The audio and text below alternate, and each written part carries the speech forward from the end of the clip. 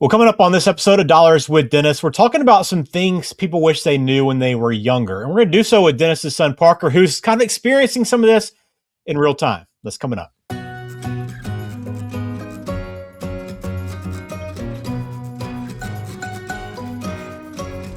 Welcome into Dollars with Dennis. I am Ben George with Dennis's son, Parker, once again joining us as a guest co-host on the show. And Parker, welcome in. I know you had your first video under your belt. You ready for another one here?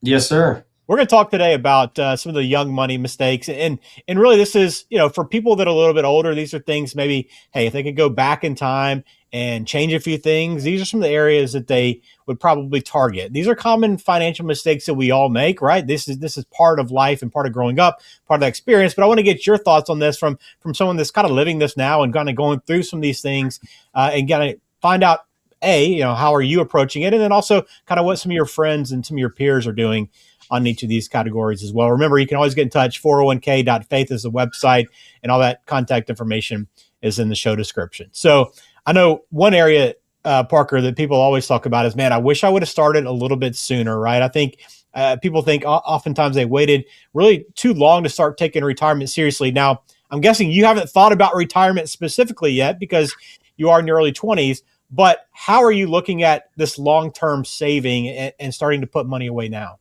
Oh, yeah. I mean, you just got the power of compound interest and everything. People just, especially at my age, truly do not understand. And I'm kind of seeing this now whenever I talk about these things and people look at me a little weird or a little confused, and they truly do not understand, how big of an impact that compound interest can make the earlier you start. I mean, the difference between starting at 20 versus 30 and, or 25 versus 40 and stuff like that. I mean, it is astronomical. You can pull up these calculators online for free, and you can just put in, if I'm making a, $500 a month contribution at 10% each year at the S&P 500, average, you can literally just change the age from, if I started at 22 or if I started at 25 or 35, and you see the number just gradually, like, seriously decrease as you make that age go up. So yeah, it's super important, and I am glad that I learned that at a young age, and I'm not having to struggle with that. Is that hard to balance as you have, life experiences that you want to do? And, now that you're kind of making some money on your own, it's easy to kind of say, okay, I want to spend some of this. Is it something you're able to kind of stick to and make sure you're putting money away for the long term? Yeah, it's typically not too difficult for me to stick to. I mean, and this is something that I've noticed that I'm actually relatively surprised with a lot of my friends, especially, those who, have a full-time job in our have that 401k match option. They typically will tend to press it anyway. Like people that are younger, they understand that they should click that, and they make it so easy nowadays to do that, and they don't even really check what's getting pulled out, which is great. Double-ended sword. You want to know what's coming out. You want to know what you're investing in, everything like that. But the fact that they're doing it is just a good thing. Typically when I started my 401k match, I just kind of learned to subtract that money as money that I'm not making. I just took that away from my income off the bat and decide not to think about it. Really, that's the key to doing it, right? If it's not there, you're not tempted to spend it. So I think that's a tip that a lot of people kind of follow, and in one way to just kind of make sure you're putting that money away, not even thinking about it, and over time it'll add up. So if you are waiting to start, or you feel like you're kind of behind, take the time now to start putting that money in, contribute towards retirement. It's never too late to start putting money towards your future. All right. The next young mistake that people make with money deals with credit cards. And this is, it's not specific to young people, or not exclusive to young people, I should say. This is a problem I think a lot of Americans have, but especially when you're younger, you have the credit card, you have a little more financial freedom. Maybe you have your dad kind of watching over and helping guide you, but not everybody does, right? And they start thinking, okay, I can start spending this money. I've got a credit limit of 5,000, 10,000, whatever it is. Let me start using this money. But man, it's very easy to quickly dig yourself in a hole and make it difficult to get out. And you're always paying a lot of interest. So how do you manage credit cards? Is this something you've had to struggle with early on? Oh yeah. I mean, I've struggled with credit cards. I know recently, I typically stayed away from credit cards. I would very rarely use a credit card, and it was for like a big purchase. When I bought a mattress, I put that on my credit card and I paid it off that month. Small things like that. But recently I had my debit card got hacked. I was in between those cards for a while because it took the bank a while to get one out to me. And so I was using my credit card when I went on a vacation, only the credit card.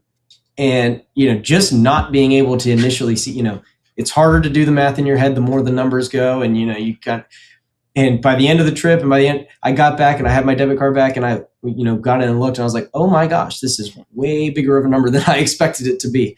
But yeah, and going back to the credit limits. I mean, it feels like, and this is not meant as an insult, but it feels like a lot of people's, brains just kind of stop calculating, right? They get to I have a $5,000, $10,000 credit limit.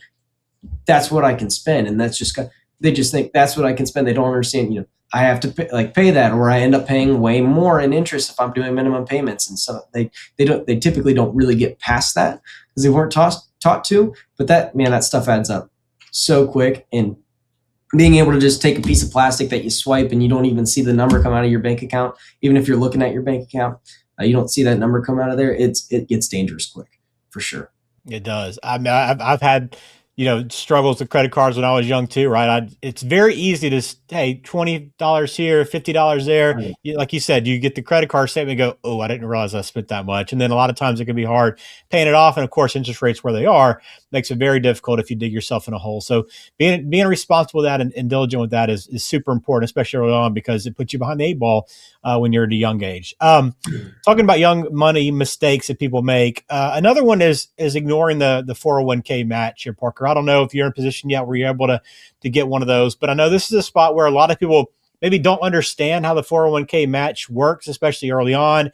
Maybe they just feel like, I don't want to put that money away. I need that money to spend towards a house or a car or whatever expenses they have early on. But that 401k match, again, it goes towards that compounding money over time. The more you can get in there, the better off you'll be long term. Right. Yeah. And for sure. And yeah, that's a good point. I feel like sometimes they really don't know what that means, 401k match, where your employer is pretty much just matching what you put in. They're taking that, whatever you put in, and they match it. And I'm lucky to have this. I mean, my parents, when I was younger, when I was saving, they told me, when you're 16, if you want a car, you have to buy a car. And I was like, well, and then, I started making money, and they said, well, whatever you put into this account, we'll match what you put into that account. So I kind of got that understanding quickly, which was amazing. It is literally free money. It's technically extra income at that point, just going somewhere else. Again, if we talk about what tight is and, but if you can take that, if you can pull back on that couple $100 a month, I mean, it's really not much. Then you 100% should do that. That it compounds so well over time. You don't think about it, and then and instead of looking down at a credit card statement and being like, oh my gosh, that's way more than I thought it was, you'll look down at your own money and be like, holy cow, that's way more money than I thought it would be. So it's just the entirely inverse emotions there. Yeah, that's a good point.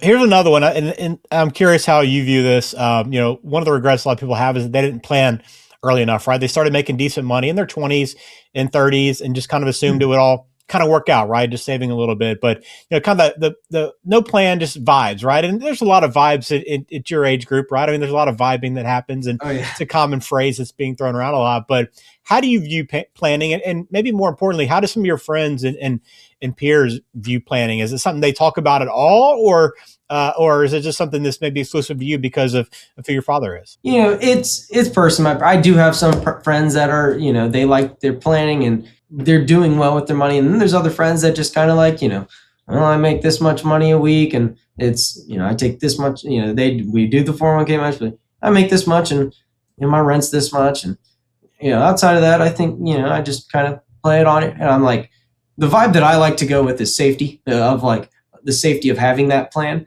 That's the vibe that I like, is just having that plan and being able to spend my money and be confident about it, and not have to do all the calculations in my head. I've already got them laid out for me. I mean, it's, paying my water bill, paying my mortgage and stuff like that, that I just don't have to worry about. And then all of a sudden I have this extra money that's coming in each month because I know I'm living under my means. And, that is a vibe that I prefer to live on. Not this, oh, you know what, I'm just going to spend whatever I want and do whatever I want. So yeah, just two different types of vibes in this age group. Yeah, 100%, I'm sure. Well, look, is there anything else as we kind of close it out? Is there anything else maybe that you've kind of learned early on? Any financial lessons that maybe not regrets necessarily, but just things you're kind of learning or picked up on now that you didn't realize now that you're out working and making money? Stay away from sports gambling, from sports betting, man. I mean, it's like, it is such a big thing with people my age, and they think they can beat the system, and they do all this sports betting. It is the most detrimental thing to people my age at this point. It seriously is. I mean, it's insane how much people will spend sports, and it's so easy to do, just clicking on your phone, and you see all these big numbers and it gets you excited. It's truly insane. It's truly incredible. Yeah, I mean, it's timely. We're recording this right after Cincinnati's old quarterback is now dealing with that too, right? Putting a lot of money down, and he's in a position where he makes a lot as a college quarterback with NIL and stuff. But yeah, to your point, that is, I think, a big issue with people these days, especially young kids, is they kind of have access to it anywhere they go. So that's a good point. Good kind of point to finish this out on, and something to be thinking about too as well. But if you have questions, again, hopefully this gives you a little perspective from a younger person as they're getting ready for retirement down the road, way down the road. But some things they're learning along the way, but some mistakes that probably maybe you regret, right? It's okay if you've made mistakes in the past. The best thing you do now is begin planning towards the future, right? And start taking the steps towards whatever your goals are for you and your family. You can get in touch with Dennis at 401k.faith. Set up a time to meet with him and the team there at Faith 401k and Money Management. Maybe you'll run into Parker around the office as well, possibly. But we appreciate you watching another episode of Dollars with Dennis. We'll talk to you again soon. Parker, appreciate it as always. Yep, thank you. Securities and advisory services offered through LPL Financial, a registered investment advisor, member FINRA SIPC. The opinions voiced in this show are for general information only and are not intended to provide specific advice or recommendations for any individual. To determine which strategies or investments may be suitable for you, consult the appropriate qualified professional prior to making a decision.